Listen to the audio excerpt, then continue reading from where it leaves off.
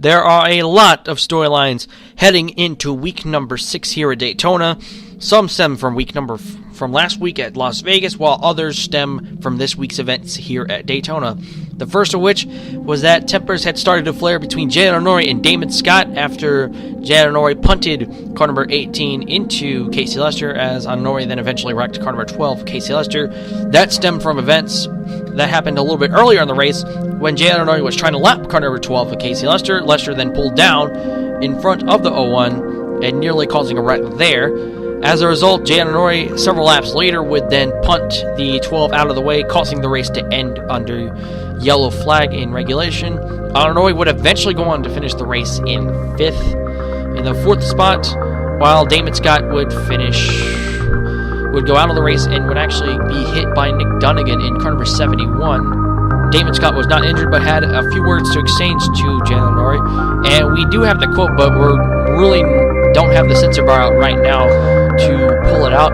As a result of that crash, the NOVAR officials have changed the overtime rules slightly, beginning with this race. If any lead lap cars do force a yellow flag that forces a overtime period, that wreck will immediately be investigated, and if the lead lap car does deliberately cause an accident, then they will not be participating in that overtime period. This happened in 2 notable instances last week being one of them, the other one being the 2014 Talladega event, in which that Shane Bliss caused a wreck with Chris Devon. Shane Bliss then was barely nipped by Eddie Johns by 4 1/1000ths of a second in that same race. And also in last week's race, even more stuff to come around. Jay Norrie was fined $50,000 for unsportsmanlike conduct and $50,000 fine for causing an avoidable collision, while Casey Lester was fined $15,000 for failing to meet minimum speed. And as for the race, we are finally getting out of that mess from last week. For the Northwest Division took on Gregory for the 3rd race of the season. Jonathan Blaine passed Sebastian Gonzalez to cruise to a slightly easy victory in a caution-free event at Gregory. The Southwest Series took on Sacramento as Christopher Winslow held off a late charge after a late wreck forced that race into a shootout, which Christopher Winslow won. The Razor Aero Series and Gatorade Series all headed to Daytona. Angus Gilbert took the checkered flag in the Razor Aero Series event, while Shane Little took the checkered flag in the Gatorade Series event. The GoPro 250 is held here at the Daytona International Speedway at Daytona Beach, Florida. The last time the NOVAR Verizon Cup Series raced here, Scott Harper took the checkered flag after a last lap crash unfolded coming down the back straightaway in the 2013 running here at Daytona. Now your Aflac Polaroid winner is car number 38, Chris Bell. Casey Lester in car number 12 starts in 2nd. Bell has normally been very strong here on the super speedways. Ethan Littinger in car number 51 starts in 7th. Caroline Salvatore starts 11th. Nick Dunnigan in car number 71 starts in 12th.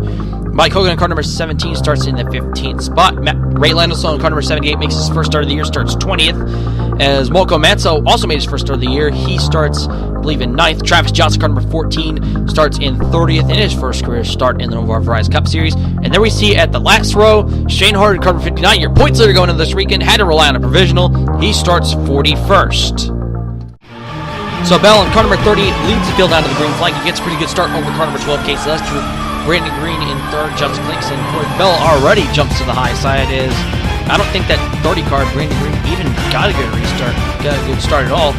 Casey Lester in the 12 already jumps to the bottom, so it looks like the front 2 get away very quickly, as they see Casey Lester in the 12 is actually just pushing that 38 car. There you see Brandon Green in car number 30 trying to get that high line going, as Walter Youth in car number 8 holds that bottom line, with the 51 of Ethan Littinger following suit.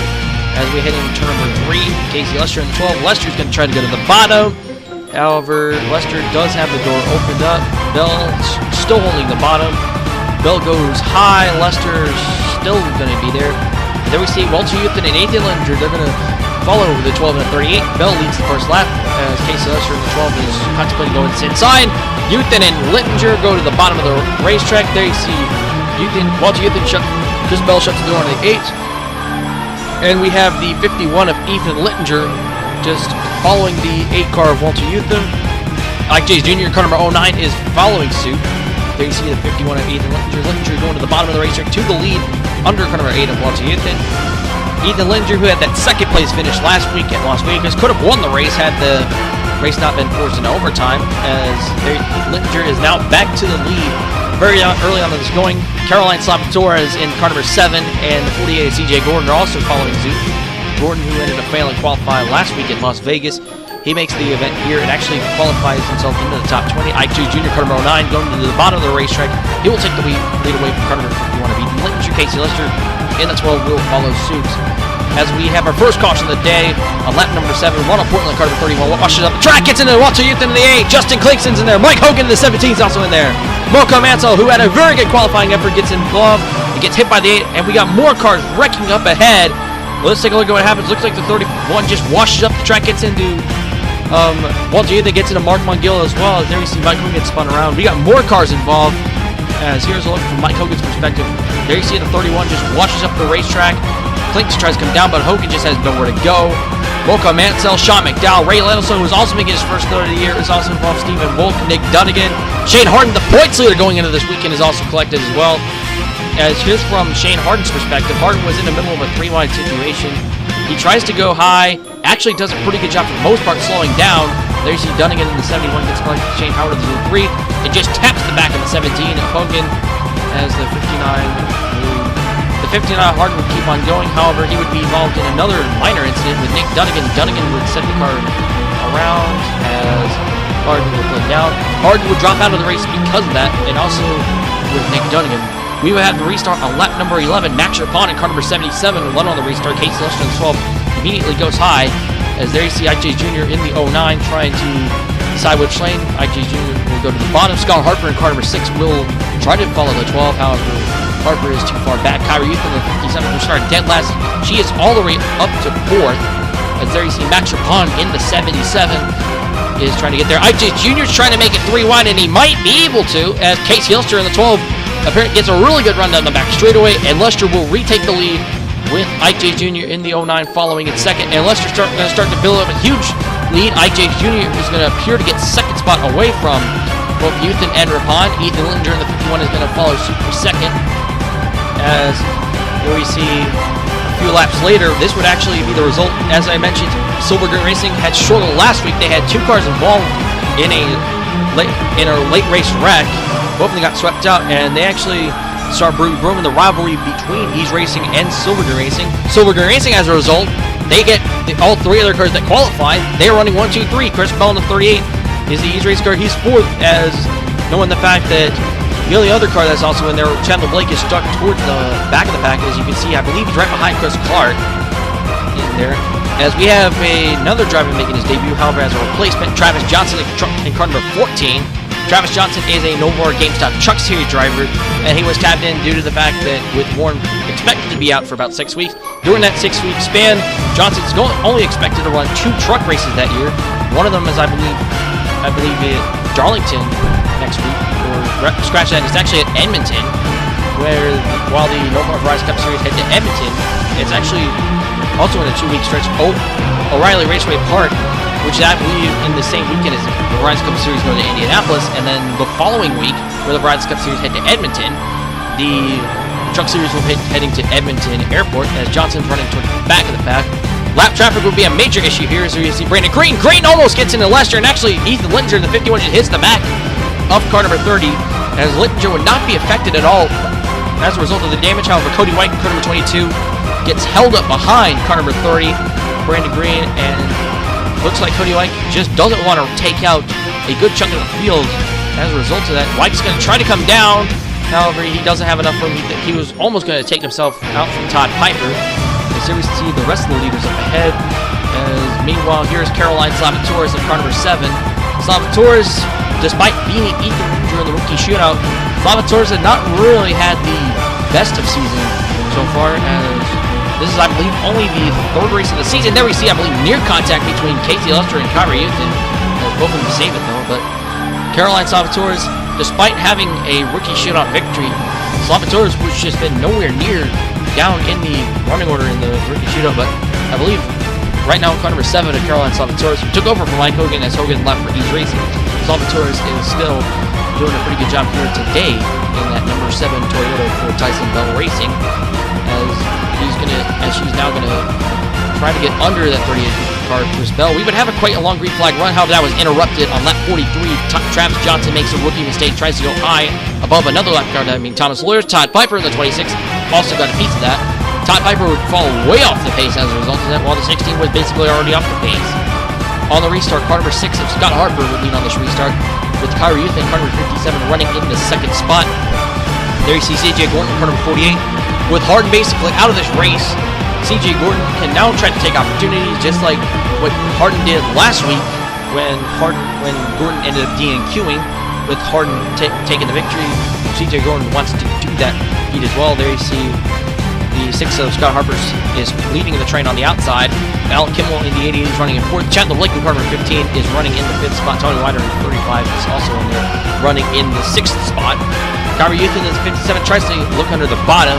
However, that's not going to happen anytime soon. But looks like they're 3 wide to the back. That's, I believe, the lap car Walter Green. Shane Howard in the 03 are also in the mix. Kyra Youth is going to go for the race lead. However, doesn't get there that time, but looks like car number 57 of Kyra Youth will get to the bottom. And car number 88 of Alan Kimmel.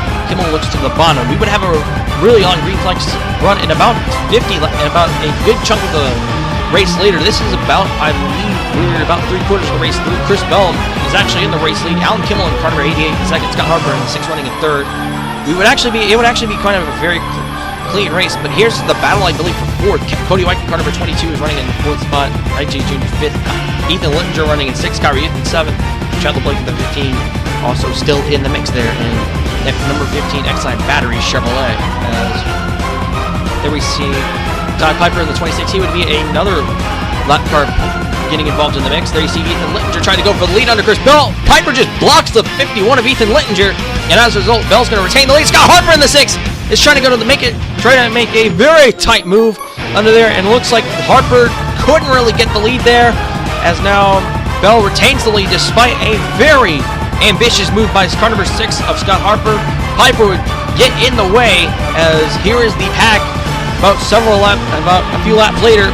It would be Alan Kimmel, Scott Harper, Kyra Youth then, all trailing the 38 of Chris Bell. Bell, who has been primed as a super speedway king. However, we would have a very close call happen here, as lap car Todd Piper would get in the way of Chandler Blake. Blake would get turned into the wall by Thomas Lawyers. And this would set up a stack of effect. Here comes the lead. It's Ethan Littinger to the race lead. And he was in the race lead. Kimmel is trying to take the lead from the grass. Looks like Kimmel will get to the lead of this race. Kyra Youth looking for 2nd. CJ Gordon, the 48, is running up on them. However, they were already prepping for green flag stops, which happened about 15 laps to go. As there you see Alan Kimmel in car number 88 pulls into pit road. Once the green flag stops cycle through, this is what the battle for the lead would basically turn out to be. Kyra Youth in 57.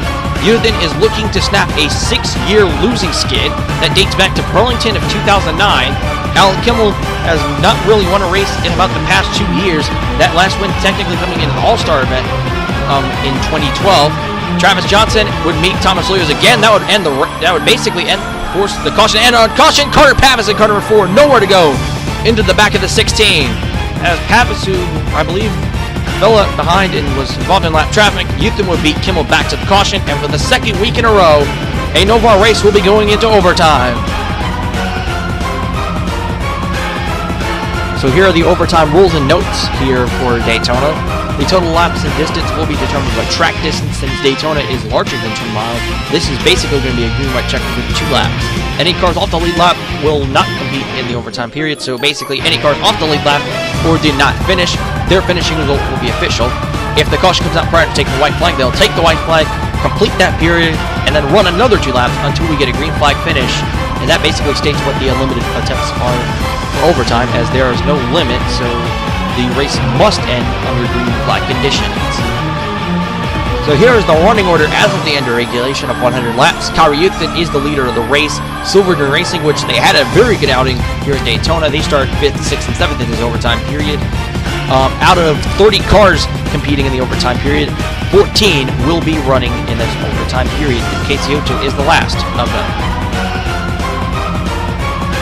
So Youthen in 57 on the inside will lead Alan Kimmel and Chris Bell, as Kimmel doesn't really get the good start because Kimmel's on the outside line, as Youthen in the 57 is already getting to a good start. Bell in the 38. Looks like Casey Lester is going to make the first move. He's going to ditch his teammate, Ethan Linder, in the 51. Lester in the 12 has now got the bottom line. Ronald Portland and Corey Von Delga are following suit. Looks like Linder in the 51 has really nobody else. He has Cody White in the 22 trying to help out with the mess, but looks like Bell in the 38 is not really getting a run down the back straightaway. It looks like Al Kimelier is trying to get around that 38, but Casey Lester in the 12 is going to get under that 88 car.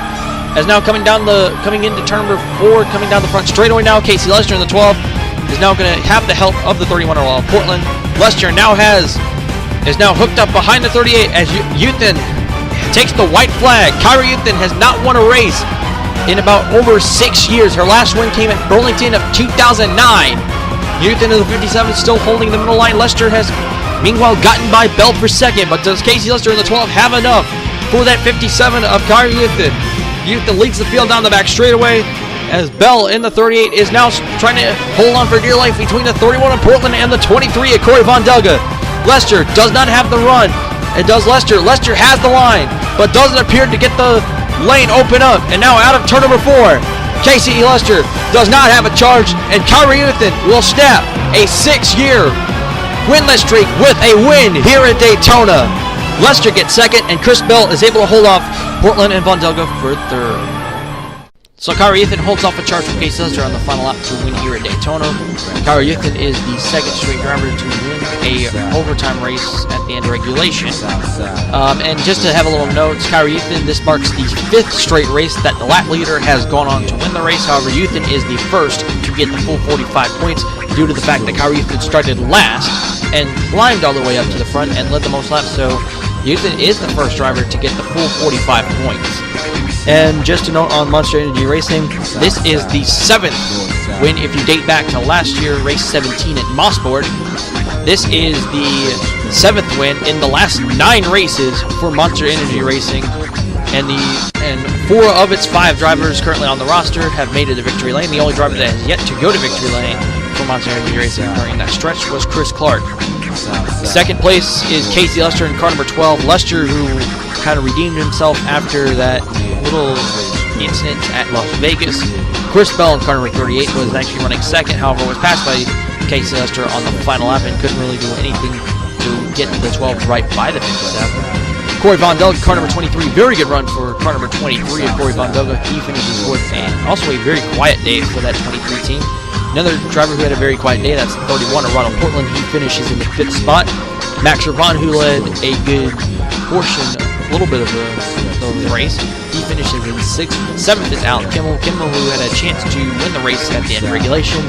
However, caution kind of cost him doing that. Tony Wider, car number 35, another quiet run for car number 35 as he finishes 8th.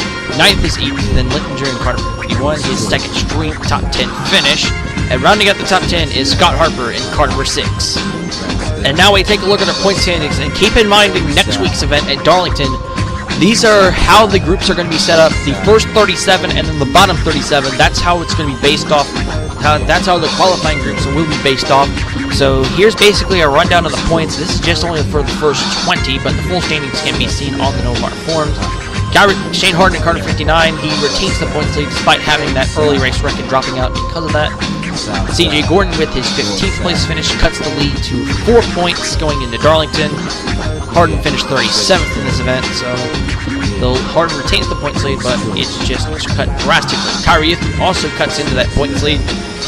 She is now 9 points back of Shane Harden as a result of her victory. Ike J. Jr. cuts it points lead to 13 points. He sits in 4th in points. Mike Hogan, car number 17. I believe for the first time this season, Hogan was never really a contender in this race after being swept up in that early wreck. We all thought Hogan was going to be a pretty good contender and probably win this race. However, it just never came to be as he was involved in that wreck and was never really on the pace as a result of that. Walter Euthan, on the other hand, just never made it to the finish because of that crash. Eddie Johnson, car number 55, didn't really, I believe he failed to qualify. I think he didn't really have a good race at all here, as might have had issues. Chadler Blake was involved in a little bit of incidents, never really could recover from a lap down. Nick Dunnigan was also in that wreck. I believe he dropped out of the race because of that. He is 44 points back. And Jay Arnori rounds out the top 10. She is 48 points back. So as we take a look at the rest of our top 20, Chris Clark, car number 56, the driver I mentioned that had to get the trailer for Monster Energy Racing. He goes up 4 spots to 11th. Chris Bell goes up 10 spots to 12th. 13th is Tony Wider. He gained 11 spots to the 13th spot. Casey Lester, car number 12, gains 20 spots to 14th due to his second place finish. Ryan Pearson gains 3 spots to 15th, as Pearson is 61 points back, while Clark and Bell are tied for 51 points back, and Wider and Lester are tied for 58 points back. Alan Kimmel is 16th in points. He is 63 points back. He gained 3 spots. Actually, 17, excuse me. Jason Calasso lost 3 spots after I believe he was involved in a circumstance. Corey Von Dugga, as a result of his top 5 finish, he gains 21 spots to 18th. Damon Scott, after DNQing, drops to 19th in points, and Max Rapon at car number 77 rounds out the top 20. So our race recap: we had 3 cautions for 12 laps, so a very clean race here at Daytona. Kyrie Youthen both gets the hard charger and the lap leader. That results in the 45 points. Youthen gained 41 spots, while she led 21. There were 9 leaders for 32 laps, and the margin of victory was 800 of a second in just 1 overtime period. So heading into week number 7, we head to Darlington Raceway for both the Verizon Cup and Gatorade Series events. The Kellogg Southeast Division travels to Greensville-Pickens for their 3rd race of the season. The All-Americans return for race number 4 at Salem, and the Lowe's Modified Tours return for race number 3 at Rockford in Rockford, Illinois. We'd like to congratulate Kyrie Youthen on snapping a 6-year losing skid as we head to Darlington for the Darlington 200 and the 2nd South Carolina Part-Timers Challenge event.